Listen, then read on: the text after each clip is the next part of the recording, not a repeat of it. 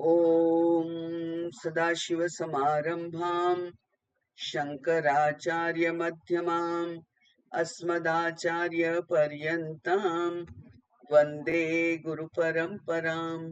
श्रुतिस्मृतिपुराणानाम् आलयं करुणालयं नमामि भगवत्पादं शङ्करं लोकशङ्करं। शङ्करं शङ्कराचार्यं केशवं बादरायणं सूत्रभाष्यकृतौ वन्दे भगवन्तौ पुनः पुनः। ईश्वरो गुरुरात्मेति मूर्तिभेदविभागिने व्योमवद्व्याप्तदेहाय दक्षिणामूर्तये नमः। ॐ नमः प्रणवार्थाय शुद्धज्ञानैकमूर्तये निर्मलाय प्रशान्ताय दक्षिणामूर्तये नमः। ॐ दयाकरं दयाकारं दान्तं धर्मप्रवर्तकं प्रणमामि दयानन्दं मदाचार्यवरं परम्। ॐ शान्ति शान्ति शान्तिः। हरिः ॐ श्रीगुरुभ्यो नमः। हरिः ॐ।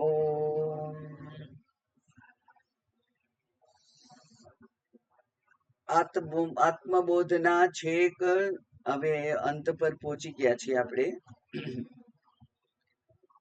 અને ગઈકાલે 61, 62 અને 63 ત્રણેય શ્લોકમાં જોયું, જેનું વર્ણન, જેનું વિવરણ શંકરાચાર્યજીએ કહ્યું કે જે કરોડો ગ્રંથમાં લખાયેલું છે તે હું અડધા શ્લોકથી શ્લોકાર્ધેન પ્રવક્ષ્યામી. અને એમણે શું કહ્યું? બ્રહ્મ સત્યમ જગન મિથ્યા, જીવો બ્રહ્મૈવ ના પરહ, એવું એમણે કહ્યું. તો બ્રહ્મને સત્ય છે, સત્ય એક જ છે બ્રહ્મ, અને જે આ અનુભવ યોગ્ય દ્રશ્ય જે જગત છે, એ જગત એ દેખાય છે પણ એનું સત્યતા નથી, એટલે કે વેદાંતમાં એને કહ્યું છે મિથ્યા છે. મિથ્યા જ માયા છે. એટલે માયાથી રચિત ત્રિગુણાત્મક આ જે જગત છે એ માત્ર દેખાય છે પેલા જાદુગરની દુનિયા જેવું, કે જાદુગરે જે બતાવવું હોય તે બતાવી શકે. એની પાસે એ મંત્ર છે, એની પાસે એ વિદ્યા છે. એમ પરમાત્માએ પણ આ જીવને રમવા માટે આ સમગ્ર 5 રસ વાળું એવું જગત બનાવી દીધું. અને એ જગત એ ખાલી રમકડું છે, એ રમવા માટે છે, એમાં કોઈ સત્યતા નથી. અને આ બિચારો જીવ, અજ્ઞાની જીવ, એને જ સાચું માની અને એનાથી જ સુખી દુખી થઈ, એને જ અંતિમ સત્ય માની અને એ વ્યવહારોને સાત્ય માની અને પોતે જાણે કે એ પ્રમાણે જીવન જીવતો થઈ ગયો. એને પોતાની જાતને સમજાવી દીધી કે આ જ સત્ય છે અને તારે આ જ જીવવાનું છે. પણ ખરેખર એવું નથી, એ તો અજ્ઞાન છે. અને એ અજ્ઞાનમાંથી બહાર આવવા માટે શાસ્ત્ર છે, અને શાસ્ત્રને સમજાવવા માટે ગુરુ છે. અને એટલે આખી એક જ્ઞાન પરંપરા છે. જેમ અજ્ઞાન પરંપરા છે એ આપણને આ હું દેહ સત્ય અને જગત સત્ય અને જગત તરફથી મળતા અનુભવો આ જીવને પરેશાન કરવા માટે જ છે એમ માની અને પોતે બિચારો અસહાય સુખી દુખી થતો આ જેને કહેવાય કે કોઈ વિકલ્પ ના હોવાને કારણે આ પ્રારબ્ધને એ ભોગવી રહ્યો હોય છે. એ જ મોટામાં મોટી વિડંબના છે. અને અજ્ઞાન અત્યંત પ્રસરેલું છે. 99% લોકો એ જ અજ્ઞાનમાં જીવે છે. માત્ર 1% લોકો એવા એવા પુણ્ય કર્મ લઈને આવેલા છે કે જેને આ શાસ્ત્ર, જેને જ્ઞાન અને જેને આત્મા વગેરેની જે વિશેષ માહિતી છે એ મળે છે. એના બુદ્ધિમાં ઉતરે છે કે નહીં એ તો એમાંથી પણ બાદ કરવું પડે, પણ છતાંય એને એની માહિતી મળે છે. એવા પ્રારબ્ધવાન લોકો, એવા નસીબદાર લોકો થોડાક જ છે. એટલે આપણને એમ લાગે કે મેજોરિટી જે માને એ સાચું, તો અહીંયા એનાથી ઊંધું છે. મેજોરિટી જે માને છે એ ખોટું છે, અને માઇનોરિટી જ્ઞાનમાં જેનું પદાર્પણ થયું છે એ જ ખરેખર જાણે છે એમ કહેવાય. એટલે વિષયાંધ છે લોકો, અને જ્ઞાન ચક્ષુ બહુ ઓછાને છે. એવી આ જગતની જાણે કે સત્યતા થઈ ગયેલી છે. હવે એમાંથી બહાર આવવા માટે આ મહાપુરુષો પ્રયત્ન કરી રહ્યા છે, અને એ મહાપુરુષોના પ્રયત્નના ભાગ રૂપે આ આત્મબોધ નામનો ગ્રંથ આપણને શંકરાચાર્યજી તરફથી મળેલો છે. એક શ્લોકમાં આપણે જોયું કે આપણા અનુભવમાં આવતા એવા ઉદાહરણો દ્વારા એ સત્યના જે રત્નો છે એને જાણે આપણી સામે વેરી રહ્યા છે. આ જે સત્ય છે તે સત્ય પચાવવું અત્યંત કઠિન હોય છે.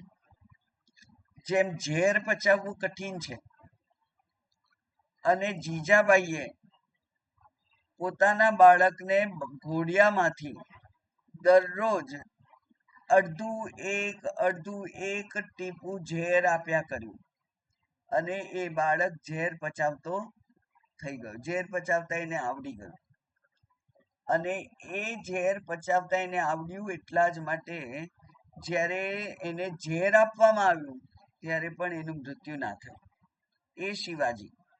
એટલે માં પણ એટલા માટે અહીંયા બહુ સરસ હમણાં થોડા દિવસ પહેલા જ બહુ સરસ એક મેસેજ હતો વોટ્સએપ પર, અને કોઈ ભાઈ આ માતૃ જે શક્તિ છે એને જગાડી રહેલા. એ કે છે કે આ જ માતાઓએ, તમારા જેવી જ માતાઓએ શિવાજીને ઉત્પન્ન કર્યા, ભગતસિંહને ઉત્પન્ન કર્યા, બાકી બધા જે સ્વતંત્ર વીરો હતા એને ઉત્પન્ન કર્યા, મહાન સુભાષચંદ્ર બોઝ, આપણા સરદાર પટેલ, ગાંધીજી, અને આ બાકીના મહાપુરુષો, શંકરાચાર્યજી, એવા બધા જેને ઉત્પન્ન કર્યા છે એ બધા માં જ હતી. અને એ માએ જ પોતાના બાળકને ગળથુથીમાંથી આવું શિક્ષણ આપ્યું કે જેથી એ ક્ષેત્રમાં એ આગળ વધી રહ્યો. એટલે એ કરવું જરૂરી છે એવું પણ બહુ સુંદર હતું એનું પ્રેઝન્ટેશન. આપણે એ જોયું કે આત્મબોધ દ્વારા આ આત્મતત્વના આપણને નો પરિચય કરાયો, ઓળખાણ કરાઈ, એના લક્ષણોને જણાયા, અને એના લક્ષણોને આ હું, જેને હું અજ્ઞાની, મર્યાદિત, અબૂધ, સુખી દુઃખી થવા વાળો સમજુ છું, એ જ છે એવું પણ સમજાયું. એ આ તત્વબોધ નામનો ગ્રંથ. અને જે આમ તો તત્વબોધ અને પછી તરત આત્મબોધ એવું આવે છે ક્રમ, પણ ખરેખર અમારા ગુરુજી એમ કહેતા કે તત્વબોધ પહેલો ગ્રંથ અને આત્મબોધ છેલ્લો ગ્રંથ હોવો જોઈએ. વચમાં બાકીનું બધું ભણાવો, પણ આત્મબોધ છેલ્લો. કારણ કે આત્માનો બોધ થવા માટેની જે કંઈક વિઘ્નો છે બુદ્ધિમાં, એ વિઘ્નો આ જે ઉદાહરણો છે એ ઉદાહરણો દ્વારા વ્યક્ત થતી પ્રક્રિયાઓથી એ બધા જ જે અંતરાય છે એ અંતરાય દૂર થઈ જશે. કારણ કે આ જે બુદ્ધિ છે, મનુષ્ય બુદ્ધિ, એ ઉદાહરણને બહુ સહેલી, પોતાના અનુભવની વાતને બહુ સહેલાઈથી પચાવી શકે, અને એ એવી રીતે પચાવે તો પછી એ શાસ્ત્રનો સિદ્ધાંત જે છે એ પણ એને પચી જાય. એમ અહીંયા આપણે જોયું કે આ જે આત્મા છે એ કેવો છે, તો કે છે એક જ પ્રકાશમય વસ્તુ છે. પછી એ અંદર પણ છે અને બહાર પણ છે. અને આ જે જગત છે એ જગત અને બ્રહ્મ બંનેના લક્ષણ જુદા જુદા છે, વિરુદ્ધ છે. પણ એ વિરુદ્ધ લક્ષણને તમે જાણો તો એ પ્રમાણે એનો વ્યવહાર કરો તો તમે વ્યવહાર સત્ય સાથે સત્યની રીતે વ્યવહાર કરો, અને જે મિથ્યા છે એનો મિથ્યાની રીતે વ્યવહાર કરો. એવું જે શીખવાડ્યું આપણને કે આ જગત છે એ દેખાય છે એ તો મૃગજળ જેવું છે, ખરેખર ત્યાં રેતી જ છે. એમ સર્વત્ર બ્રહ્મ જ છે. દેખાય છે જગત એ તો માત્ર આપણો અનુભવ છે, એ માત્ર આપણી સમજ છે. એવું આપણને ગઈકાલે જે શ્લોક હતો એનાથી સમજાયેલું. આગળ જોઈએ આપણે શ્લોક. એ છે એના જ અનુસંધાનમાં થોડોક આગળનો શ્લોક છે. થોડા જુદા શબ્દો સાથેનું એક જ તત્વને વ્યક્ત કરવા માટે એ કહી રહ્યા છે. એ છે 64મો શ્લોક. દૃશ્યતે શ્રૂયતે યદ્યત બ્રહ્મણોન્યન્ન તદ્ભવેત તત્વજ્ઞાનાચ્ચ તદ્બ્રહ્મ સચ્ચિદાનંદમદ્વયમ. યદ્યત દૃશ્યતે યદ્યત શ્રૂયતે, જે જુઓ છો, જે સાંભળો છો, તે બ્રહ્મણ એ બ્રહ્મ જ છે. બ્રહ્મણ અન્ય ન, એ બ્રહ્મથી જુદું નથી, બ્રહ્મ જ છે. એટલે યદ્યત દૃશ્યતે યદ્યત શ્રૂયતે તત્તત બ્રહ્મ ભવેત, એ બ્રહ્મ જ છે. બ્રહ્મ થઈ જશે એવું નથી કહેવાનું. આ તો વર્તમાન કાળનું ક્રિયાપદ છે. તે બ્રહ્મ જ છે. તદ ભવેત એટલે એ બ્રહ્મ જ છે. બ્રહ્મણ અન્ય ન, બ્રહ્મથી અન્ય કંઈ જ નથી. હવે આ સમજવા માટે બહુ સહેલી આપણી પદ્ધતિ છે. જે બ્રહ્મનું સ્વરૂપ લક્ષણ છે તે, અને તે કયું છે? એ છે અસ્તિ ભાતિ પ્રિયમ નામમ રૂપમ પંચેતદ બ્રહ્મ લક્ષણમ આદ્યત્રયમ બ્રહ્મ લક્ષણમ જગત લક્ષણમ તતોદ્વયમ. તો અસ્તિ ભાતિ પ્રિય નામ રૂપ 5 શબ્દો દ્વારા આપણે આને જોઈએ તો બ્રહ્મથી અન્ય કંઈ જ નથી. આ સમગ્ર જગત છે તે પણ અસ્તિ ભાતિ પ્રિય રૂપ જ છે. એનાથી કંઈ બીજું નથી. તો જગતમાં જે કોઈ પદાર્થ છે તે છે, ઇઝનેસ, અસ્તિ એ એનું લક્ષણ છે. જે છે તે દેખાય છે એ બીજું એનું લક્ષણ છે બ્રહ્મનું. અને ત્રીજું છે પ્રિયતા, એટલે એ મને પ્રિય છે. જે પ્રિય હોય એ જ આનંદ આપે, બરાબર ને? જે પ્રિય હોય એ જ આનંદ આપે. એટલા માટે બૃહદારણ્યકમાં આ પ્રિય કોણ છે એની વાત કરી છે. ત્યાં કહે છે કે આત્મનસ્તુ કામાય સર્વમ પ્રિયમ ભવતી. પોતાની પ્રિયતા માટે, પોતાના આનંદ માટે જે ઉપયોગી હોય એ જ પ્રિય હોય છે, બાકી કઈ પ્રિય નથી. અને એટલે ત્યાં એક વાક્ય છે કે શ્રુતિમાં આળસ નથી. શ્રુતિમાં આળસ નથી, પ્રમાદ નથી. એટલે એક જ વાત એ 10-15 ઉદાહરણોથી કેવી હોય તો એ કહે. એમ ત્યાં પણ એવું કહ્યું છે કે પતિ છે એટલે પ્રિય નથી, પણ પતિ મને અનુકૂળ છે એટલે પ્રિય છે.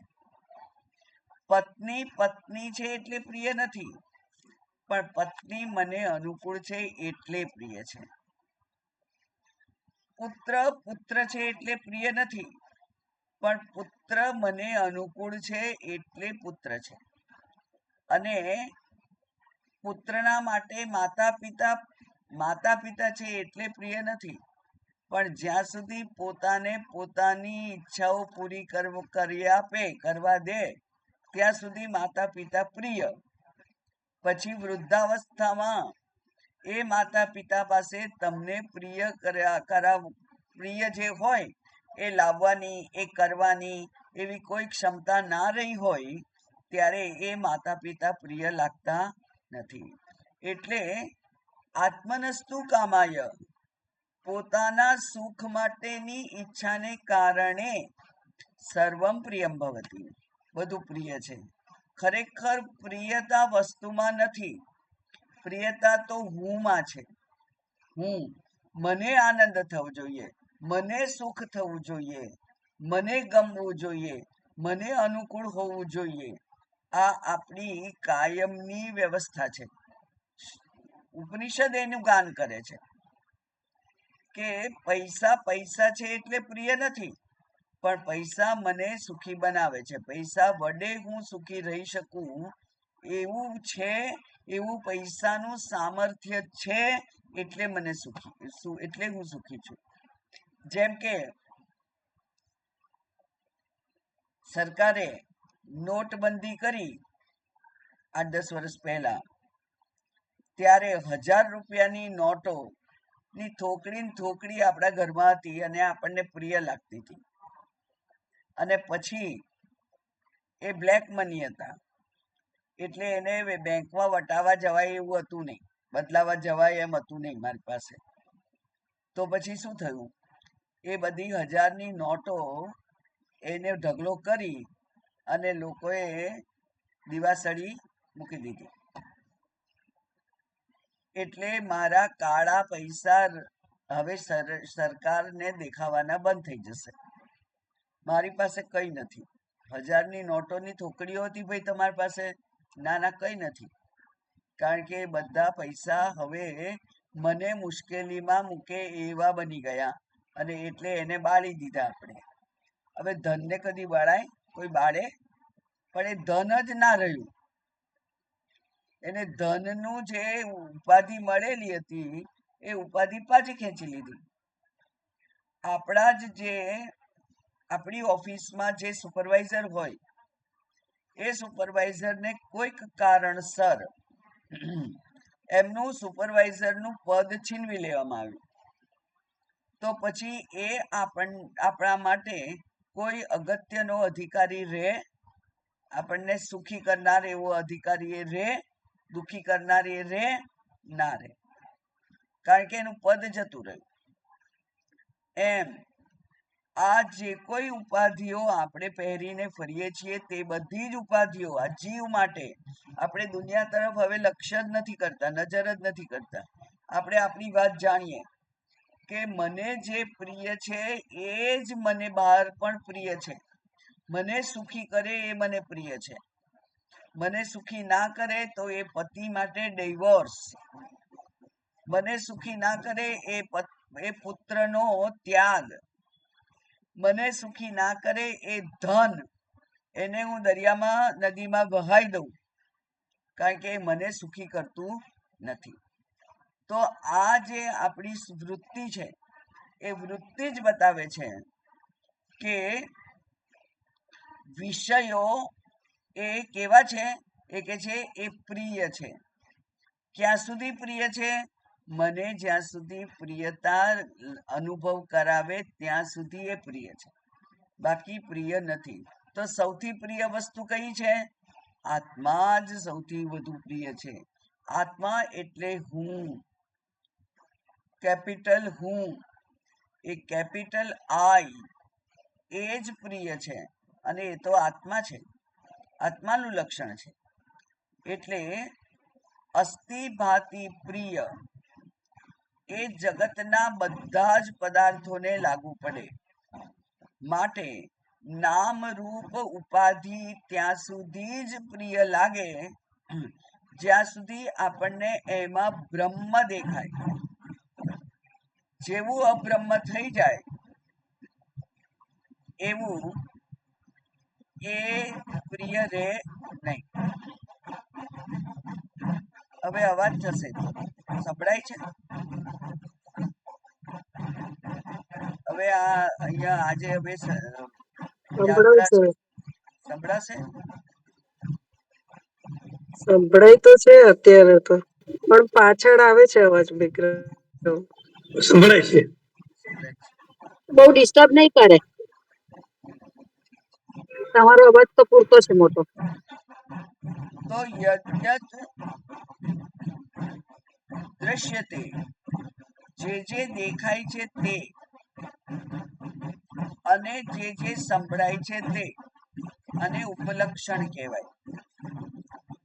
ઉપલક્ષણ એટલે શબ્દ, સ્પર્શ, રૂપ, રસ, ગંધ પાંચેય ત્યાં સમજી લેવાનું. તો એ પાંચેય સમજી લઈએ તો જે કઈ દેખાય છે તે, જે કોઈ વિષયો છે તે કેવા છે? તદ્ભવે, એ બ્રહ્મ જ છે. એ બ્રહ્મથી અન્ય નથી. પણ એવું ક્યારે દેખાય? જ્યારે આપણે બે ભેગા થયેલા પદાર્થોને બે જુદા જુદા નામથી એક જ જગ્યાએ જોઈ શકીએ ત્યારે એવું દેખાય. જેમ કે ઘડો છે ત્યાં માટી દેખાય, અને સુવર્ણના અલંકારો છે ત્યાં સુવર્ણ જ દેખાય. ત્યારે નામ રૂપને બાદ કરી અને તત્વ તરફ આપણી જો દ્રષ્ટિ થાય તો, એટલે કે સુવર્ણ ઉપર જ ઘરેણાના નામ આકાર આરોપિત છે. એમ દરેકે દરેક ચીજ વસ્તુ દુનિયાની એમાં બે અંશ છે. એક છે અધિષ્ઠાન અને બીજું છે અધ્યારોપ. તો અધિષ્ઠાન ઉપર આપણે અધ્યારોપ કરેલો છે, પણ અધિષ્ઠાન અને અધ્યારોપ કદી ભ્રાંતિ અધિષ્ઠાન વગર ના થાય. આગળ ઘણા બધા ઉદાહરણો જોયા. એમાં પેલું ઝાડનું ઠૂંઠું હોય, એના ઉપર કોઈક કપડું લટકી ગયું હોય અને પવન આવે અને એ કપડું હાલક ડોલક થાય એટલે ભૂતની ભ્રાંતિ થાય. હવે એ ભૂતની ભ્રાંતિ જ થાય, ત્યાં ભૂત નથી. જ્યારે નજીકથી જોઈને જોઈએ ત્યારે પેલું સુકાઈ ગયેલા વૃક્ષની ડાળી અને એના ઉપર ફસાઈ ગયેલું લટકી ગયેલું વસ્ત્ર, એમ જ્યારે એને જાણીએ છીએ ત્યારે પછી એ ભયનું કારણ રહેતું નથી. પેલા રજ્જુને રજ્જુ રૂપે જાણીએ છીએ તો એની ઉપર દેખાતો સર્પ, એનું પછી અસ્તિત્વ રહેતું નથી. એ જ પ્રમાણે જ્યારે અધિષ્ઠાન ઉપર દ્રષ્ટિ જાય ત્યારે એના ઉપર સવાર થઈ ગયેલો જે નામ અને આકાર છે, એ નામ અને આકાર એને અગત્યતા રહેતી નથી. ક્યાં અગત્યતા નથી રહેતી? મારી બુદ્ધિમાં. કારણ કે ઈશ્વર સૃષ્ટ આ જે જગત છે એ જગતમાં કોઈ પણ વસ્તુ નકામી નથી. બધું જ કામનું છે, બધું જ અગત્યનું છે, બધું જ સત્ય છે, બધું જ બ્રહ્મ છે. પણ એને મેં એક વ્યક્તિના ઉપર મેં સિક્કો મારી દીધો કે આ મારો મિત્ર છે, આ સજ્જન છે, અને આ દુર્જન છે. એટલે ગઈ વખતે આપણે જોયું હતું કે પેલા જે યમુના જળને જે દૂષિત કરી રહ્યો છે એ નાગ છે. એને નાગણીઓ કે છે કે મારા સ્વામીને તમે કંઈક ઊંઘી ગયા છે, તમે એમને ડિસ્ટર્બ ના કરશો, તમે જતા રહો અહીંથી. ભગવાનને કહે છે તમે જાઓ, અને મારા સ્વામી ઊંઘી ગયા છે. તો એ જે ઝેરનું પોટલું છે, એ ઝેરના પોટલા રૂપ નાગ એ એની પત્નીઓને તો અત્યંત પ્રિય છે. આપણા માટે એ ખરાબ છે, પણ એની પત્નીઓને એ અત્યંત પ્રિય છે. એમ આ જગતમાં સમગ્ર ચીજ વસ્તુઓ જે છે એને નામ અને રૂપની પાછળ રહેલા અસ્થિભાતી પ્રિયતાને આપણે જો જોઈ શકીએ તો આરોપિત જે છે એનો નિષેધ થતા તત્વના દર્શન થઈ શકે. એમ સમગ્ર માનવ જાત એ લોકો બધા સજ્જન જ છે, કોઈ દુર્જન છે નહીં. પણ મારા અનુભવમાં કોઈકની સજ્જનતાનો અનુભવ થયો અને કોઈકની દુર્જનતાને અનુભવ થયો, તો બુદ્ધિના નિર્ણયને મેં સત્ય માની લીધો. અને એટલે કે દુર્વ્યવહાર થાય અને સદવ્યવહાર થાય, એવું બે થઈ શકે. કોના આધારે? બુદ્ધિના આધારે. તો બુદ્ધિ તો શું છે? બુદ્ધિ પણ ખરેખર તો સાધન છે તમારું. બુદ્ધિ કઈ આત્મા નથી. એટલે આત્મા તો નિર્વિકાર છે, અસંગ છે, એ તો સમ છે. સમોહમ સર્વભૂતાનામ એવું ભગવાન કહે છે ભગવદ્ ગીતામાં. એટલે એનો તો કોઈ શત્રુ મિત્ર રાગ દ્વેષ કશું છે નહીં. એ આત્મા જે જ્ઞાન સ્વરૂપ છે એ તો અજ્ઞાનને પણ પ્રકાશિત કરે છે. એટલે અજ્ઞાન માટે પણ એને દ્વેષ નથી. જ્ઞાન સ્વરૂપ પોતે છે એટલે અજ્ઞાન માટે પણ એને દ્વેષ નથી. અને આપણા જેવા થોડુંક જાણતા લોકો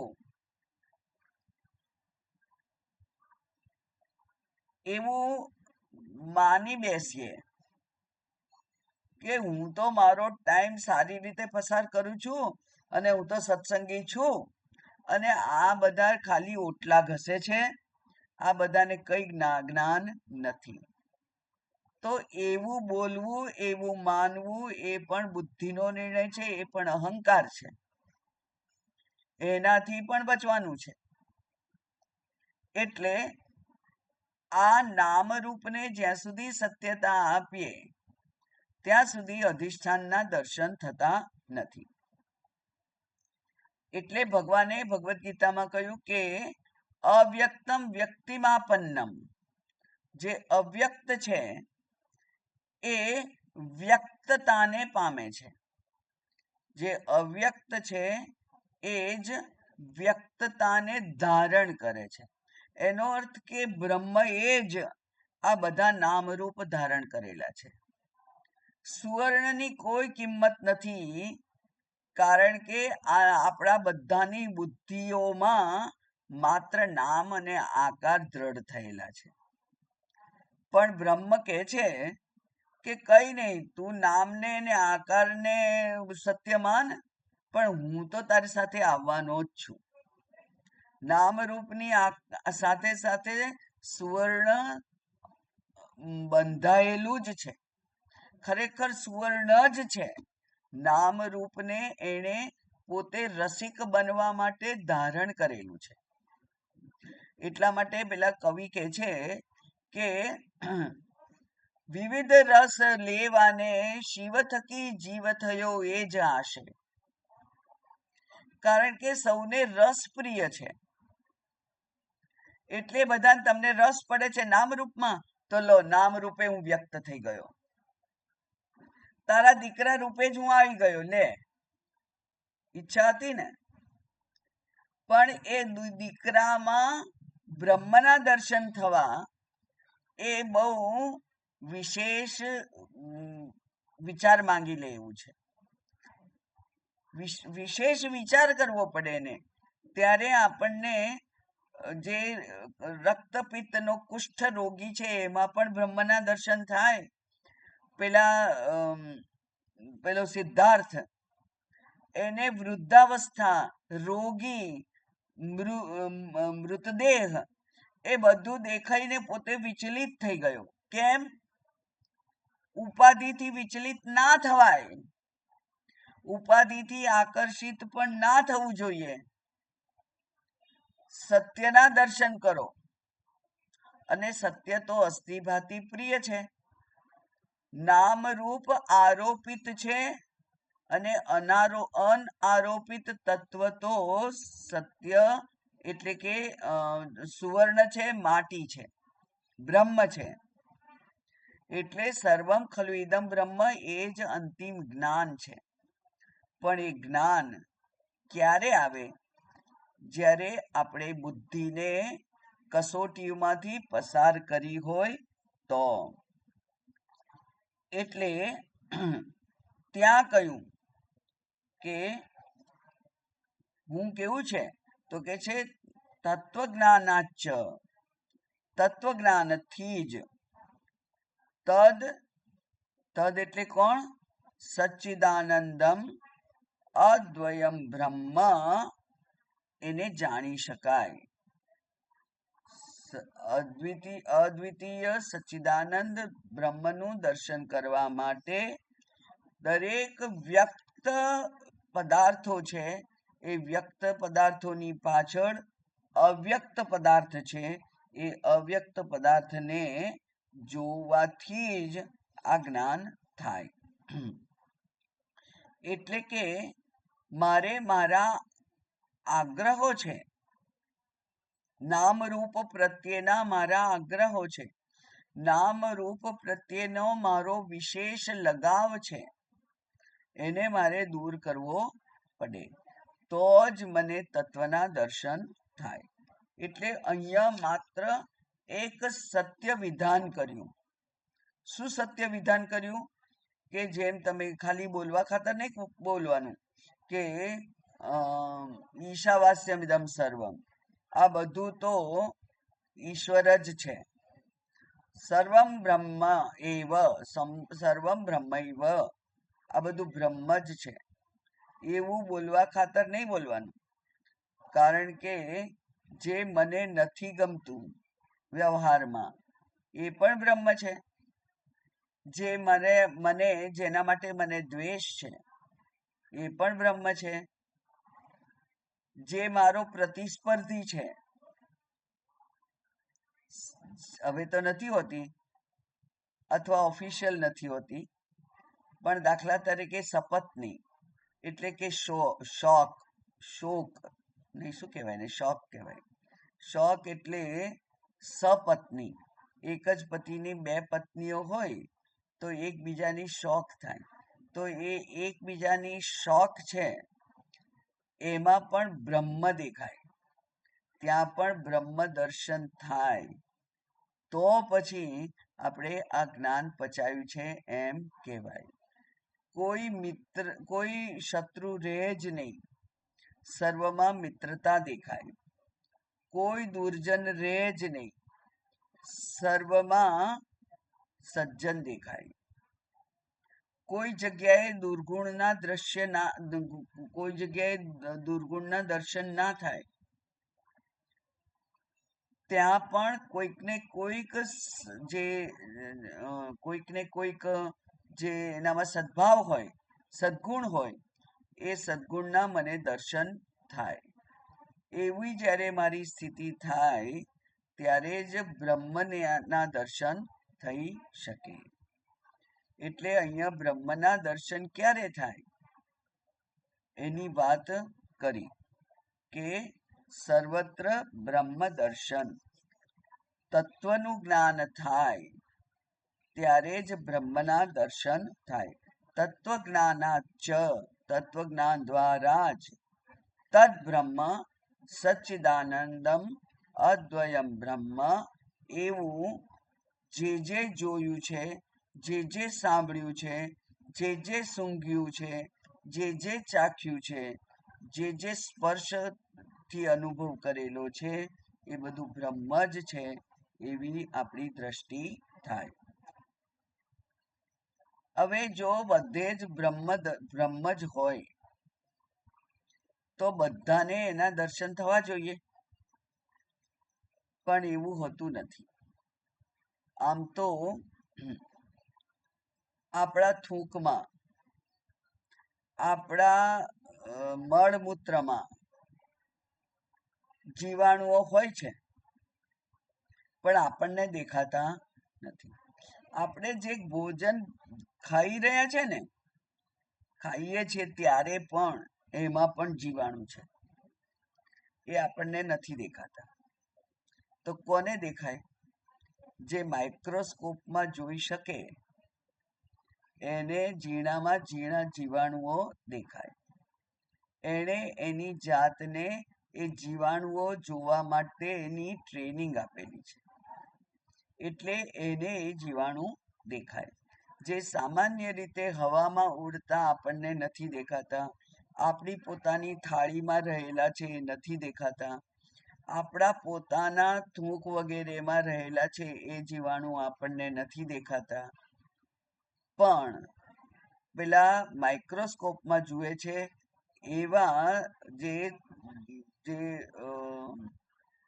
જેને કહેવાય વૈજ્ઞાનિક દ્રષ્ટિ ધરાવતા લોકોને એ દેખાય છે. તો એ મને કેમ બ્રહ્મ નથી દેખાતો એની વાત હવે પછીના શ્લોકમાં કરે છે. સર્વગમ સચ્ચિદાત્માનમ જ્ઞાન ચક્ષુઃ નિરીક્ષતે અજ્ઞાન ચક્ષુર્નિક્ષેત ભાસ્વંતમ ભાનુમંદવત. જે સર્વગ છે, જે બધે જ છે, એટલે કે પ્રત્યેક કણ કણમાં વ્યાપ્ત છે, એ બ્રહ્મ, એનો કદી અભાવ નથી. એ બ્રહ્મ બધે જ છે. પછી એ કેવો છે? તો કે જે સત ચિત આનંદ સ્વરૂપ છે, અસ્થિ ભાતિ પ્રિય સ્વરૂપ જે છે તે એ નિરીક્ષતે, એ દેખાય. કોને દેખાય? જ્ઞાન ચક્ષુથી દેખાય. એટલે કે આ ચર્મ ચક્ષુથી જે ના દેખાય તે જ્ઞાનથી અન્વિત થયેલી, જ્ઞાનથી પરિપક્વ થયેલી એવી બુદ્ધિ વડે દેખાય. કારણ કે આગળના શ્લોકમાં જ આપણે જોયું કે આ જ્ઞાનેન્દ્રિયોને જે છે એ તો ખાલી રિપોર્ટર છે, પણ ખરેખર આ સારું છે, આ ખોટું છે, આ ગમે છે, આ નથી ગમતું, આ યોગ્ય છે, આ અયોગ્ય છે, એવી તો નક્કી કરનાર છે બુદ્ધિ. અને એ બુદ્ધિ જે છે એ બુદ્ધિ જ આ નામ અને રૂપને પાછળ ગાંડી થયેલી છે. નામ અને રૂપથી જે છેતરાઈ રહેલી છે એ તો આ બુદ્ધિ છે. તો એ બુદ્ધિને આપણે સંસ્કાર આપવાના છે, બુદ્ધિને શુદ્ધ કરવાની છે.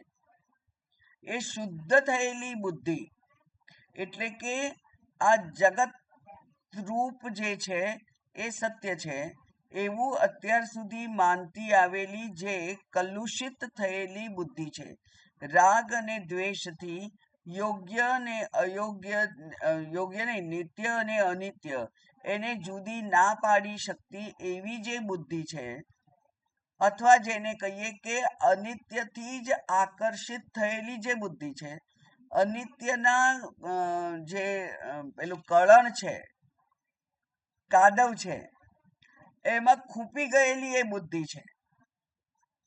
એ ખૂપી ગયેલી બુદ્ધિને બહાર કાઢી અને એને સ્વચ્છ કરી અને એને શાસ્ત્રરૂપી શબ્દોના સંસ્કાર દ્વારા શુદ્ધ કરવાની છે.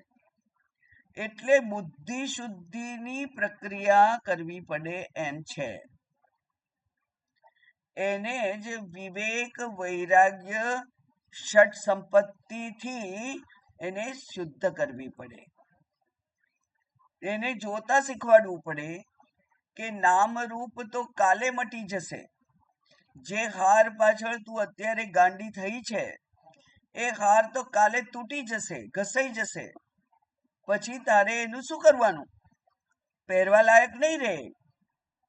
એટલે એ નામ અને રૂપની પાછળ જે સોનું છે એ સોનાને તું જો, અને સોનાને જુએ તો પછી નામ રૂપ રૂપે જ આયેલું છે એ નામ રૂપને એ સોનું સોના રૂપે જુએ અને એનો એવી રીતે ઉપયોગ કરે.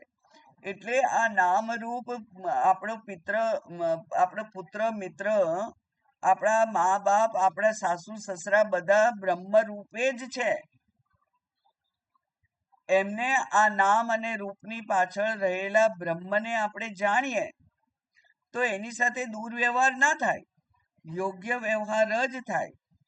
એ પ્રમાણે અહીંયા પણ કહ્યું કે જ્ઞાન ચક્ષુષુ એટલે જ્ઞાન દ્વારા સુસંસ્કૃત થયેલા, શુદ્ધ થયેલા જે ચક્ષુ છે, ચક્ષુ એટલે બુદ્ધિ, જ્ઞાન દ્વારા જે શુદ્ધ થયેલી છે એવી બુદ્ધિ એને જોઈ શકે. તો કોણ ના જોઈ શકે? તો એ કે છે અજ્ઞાન ચક્ષુહુ, જેણે અજ્ઞાનના ચશ્મા પહેરી લીધેલા છે એવા ચક્ષુ. અજ્ઞાનના ચશ્મા એટલે કે કામરૂપી ચશ્મા, અજ્ઞાનના ચશ્મા એટલે વિષયરૂપી ચશ્મા. એ વિષયરૂપી શબ્દ, સ્પર્શ, રૂપ, રસ, ગંધ એ જ દેખાય. મેં તમને કહ્યું હતું કે એક જે મને ટ્રેનમાં મળેલો એક યુવાન છોકરો હતો. તું શું કરે છે એમ કરતા કરતા થયું કે એ તો રેસલિંગ નો પાછો કોચ હતો, લોકોને રેસલિંગ શીખવાડે એવો કોચ હતો.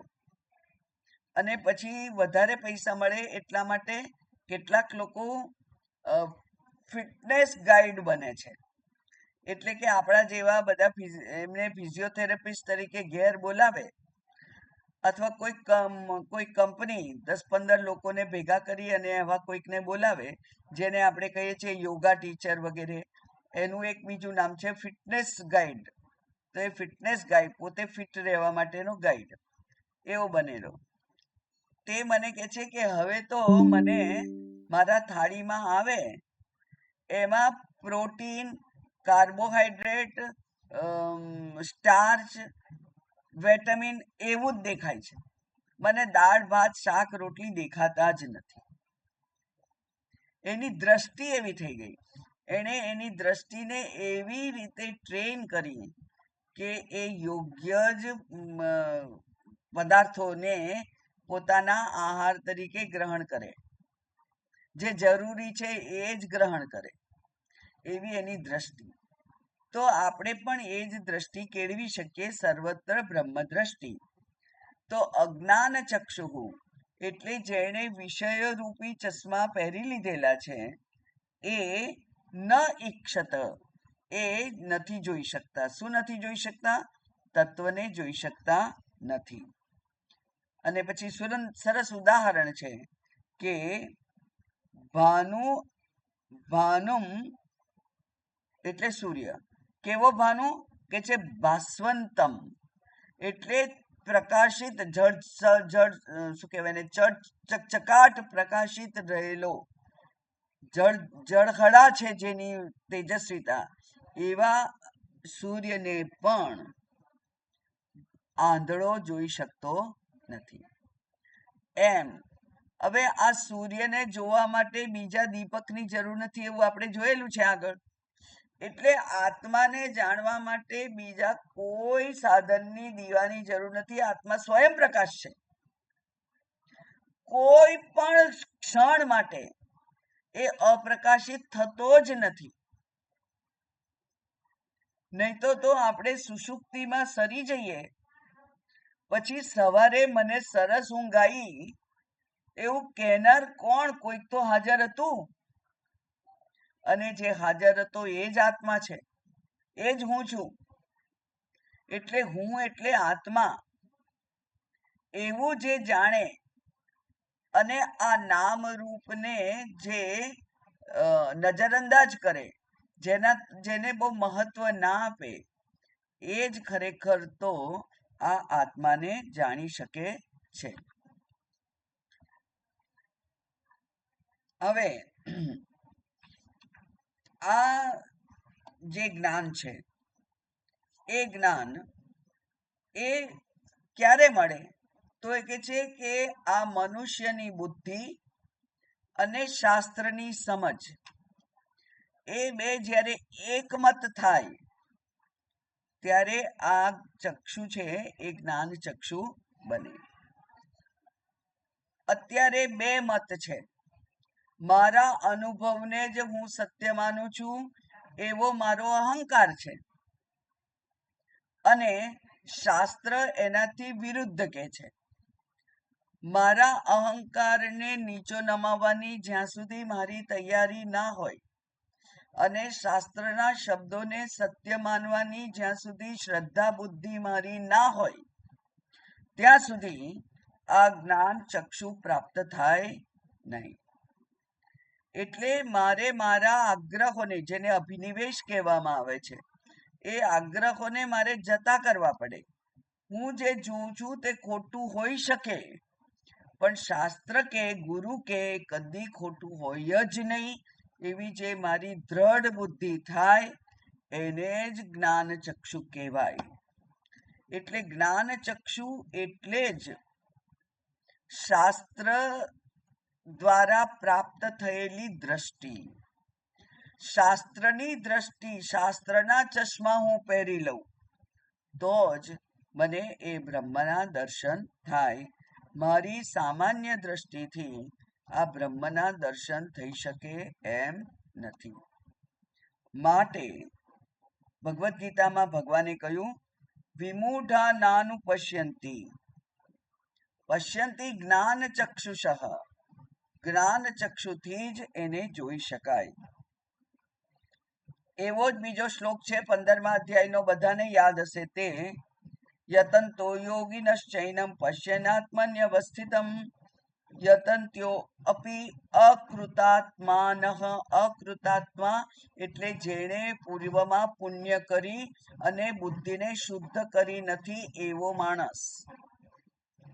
પુણ્ય દ્વારા બુદ્ધિ શુદ્ધ થાય એવું જેણે નથી કર્યું તે ન એનમ આ આત્માને પશ્યંતી જોઈ શકે છે, એટલે કે નથી જોઈ શકતો.